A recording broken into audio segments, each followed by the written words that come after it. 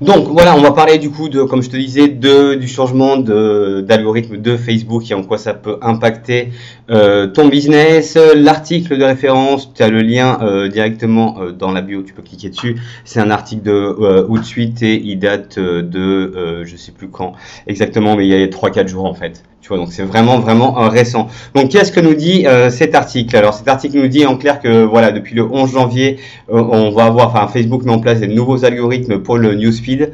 Le newsfeed c'est quoi? C'est le feed d'actualité Facebook.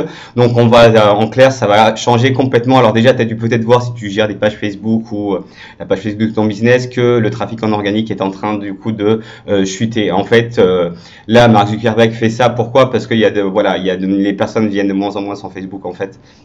Dessus et du coup voilà, c'était une stratégie pour pouvoir, si tu veux, renvoyer ou en tout cas réorienter Facebook pour produire des interactions qui soient plus pleines de sens, qu'il appelle meaningful interaction. En clair, voilà, tu vas plus voir des contenus de tes proches ou de tes amis que de tes, en fait, si tu veux, que des marques. Donc ça va te supposer toi en tant que marque, en tant que business, de pouvoir optimiser tes stratégies et en tout cas faire un focus de la stratégie sur ton but de ta stratégie avec ces nouveaux algorithmes-là. Ça va être quoi? Ça va être tout simplement d'arriver à te focus sur les interactions que tu vas proposer, en fait, que tu vas générer avec tes prospects. Et les interactions qui sont censées être des interactions avec du sens, alors, c'est dans cette partie-là de l'article. Alors, attends, hop, je te le trouve. Tac, tac, tac, voilà, meaningful interaction, ça veut dire du commentaire. Voilà, selon Mark Zuckerberg, une interaction qualifiée, si tu veux, c'est le commentaire. Nous, je sais, tu vois, genre avant, enfin, on a construit un outil qui permettait, si tu veux, de pouvoir prendre n'importe quelle page Facebook et d'analyser, si tu veux, les interactions sur les différents contenus en scorant, en clair, si tu veux, en mettant un nombre sur les types d'interactions, si tu veux, en les hiérarchisant. Et avant, c'était le share, c'était le fait de partager qui avait le plus de sens pour Facebook. Aujourd'hui, c'est vraiment la partie commentaire. Donc, tu vois bien qu'en étant sur la partie commentaire, le but, et encore une fois, c'est ce qu'on prône, tu pourras aller voir toutes les vidéos, c'est de créer une relation privilégiée avec tes prospects. Tu vas plus les envoyer vers ton site ou les envoyer vers ton tunnel de vente. Là, le but, c'est que tu leur proposes une expérience. Une expérience, et cette expérience-là, elle se traduit par quoi? Tout simplement par, en fait, les successions d'interactions que vont avoir tes clients ou tes prospects avec ta marque, que ce soit sur les réseaux, que ce soit sur Facebook, que ce soit par mail, que ce soit par téléphone. Toutes ces petites interactions-là, si tu veux, ça va former une expérience auprès de tes prospects ou utilisateurs. Donc vraiment, ce qui est important sur ta stratégie Facebook là, c'est vraiment de refaire un focus sur la communauté, de vraiment voilà, favoriser le commentaire. Par contre, fais gaffe parce que là, toutes les pages qui avaient en fait, qui faisaient, si tu veux, des stratégies pour voilà, commande pour avoir tel ou tel truc ou qui forçaient le commentaire sont fait bien pénalisés par Facebook. Donc en fait, ils sont pas cons, tu vois. C'est là où tu vois que Facebook est vraiment malin, qui sont vraiment malins chez Facebook dessus. Déjà, ils ont flingué toutes les pages, voilà, sur lesquelles il y avait beaucoup de, si tu veux, il y avait beaucoup de reach organique parce qu'il y avait énormément de commentaires dessus, parce que c'était juste des posts à commentaires, quoi. Commente si tu aimes ça, ou donc c'était pas forcément, comme tu peux le comprendre, une interaction qui était forte en sens.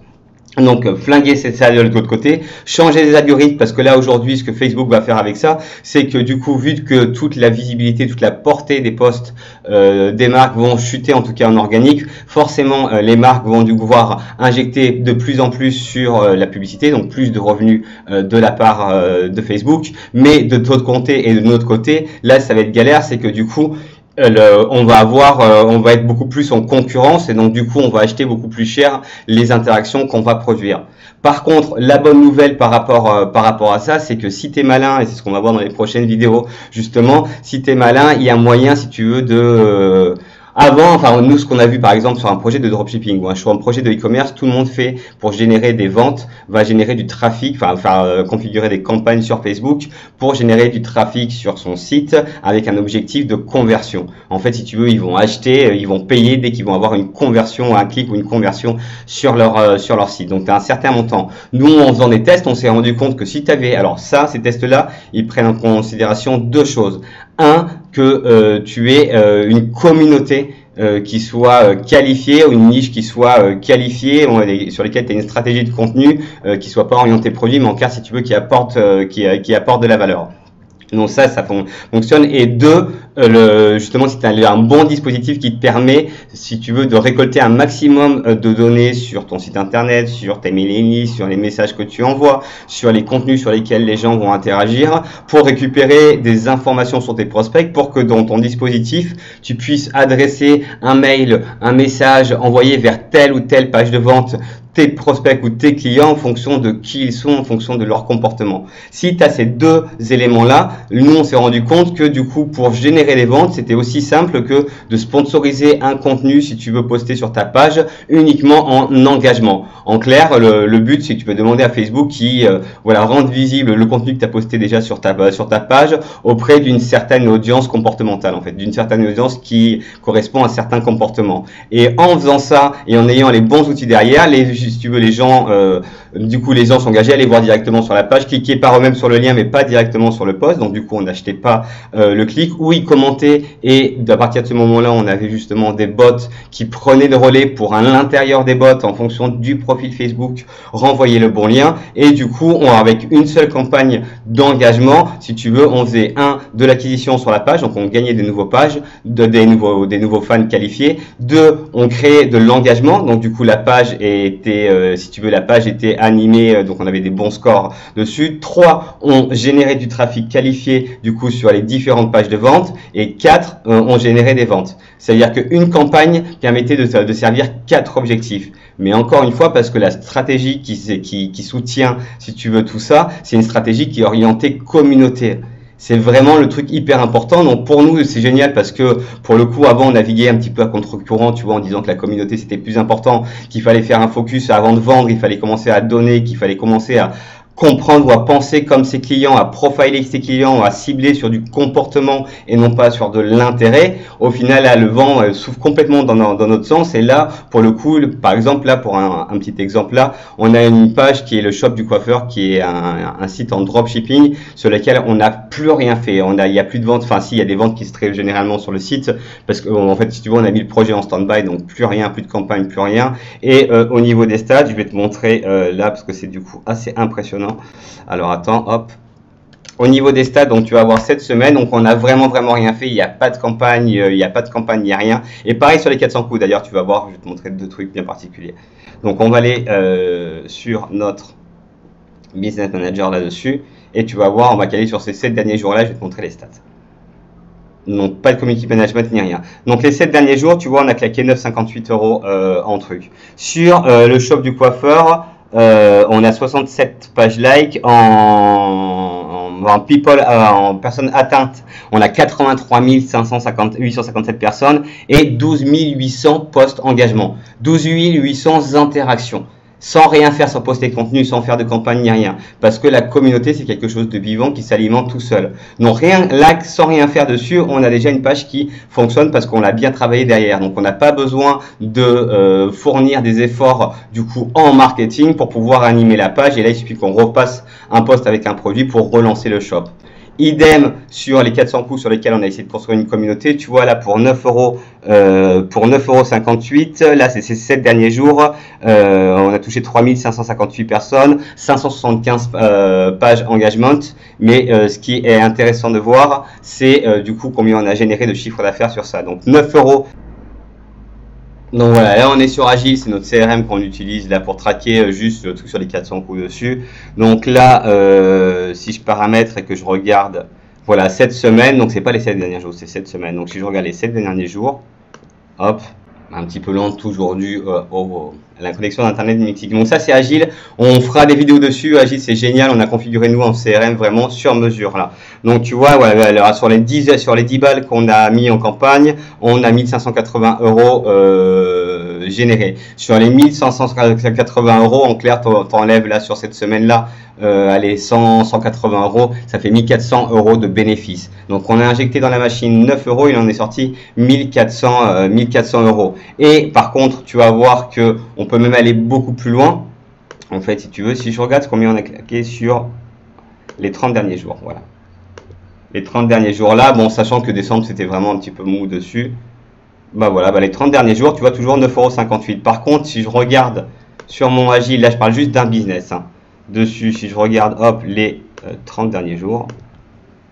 Donc j'ai toujours 9 € de campagne investie. Par contre, voilà, en chiffre d'affaires, j'ai 4449. Donc quand on enlève en gros 200, allez, t'enlèves 150 par semaine. Allez, on va enlever 400 balles, 449 balles de charge là, qui est attribuée à ce business-là. En clair, ça fait 4000 € de bénéfices, quoi. Donc tout ça pour te dire que là, les changements d'algorithme de Facebook, et je t'invite à lire cet article-là de tout de suite, parce qu'il y a plein de choses justement, notamment sur la vie, enfin sur la vidéo, sur les lives, sur les groupes. En fait, tu te rends compte que vraiment là, toutes les nouveaux algorithmes en fait prennent en compte enfin sont recentrés vraiment sur l'individu, sur en fait si tu veux mais plus sur le personnel.